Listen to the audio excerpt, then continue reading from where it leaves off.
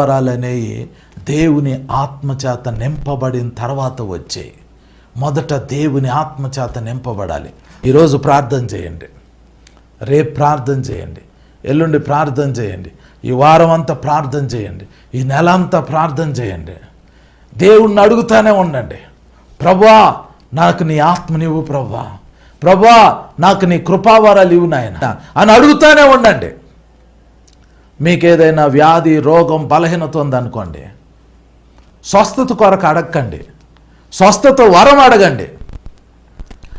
ఆ వరం ఉంటే మీరు స్వస్థపరచబడటం మాత్రమే కాదు, మీ ద్వారా వందల మంది, వేల మంది స్వస్థపరచబడతారు. కృపావరాల కోసం మనం ప్రార్థన చేయాలి. కృపావరాలు అనేవి పరిశుద్ధాత్మ మన మీదకి వచ్చినప్పుడు ఒక్కొక్క వరం మన మీదకి రిలీజ్ అవుతుంది. కృపావరాలు పొందుకుంటే మీరు దేవుని శక్తిని ప్రపంచానికి చూపించ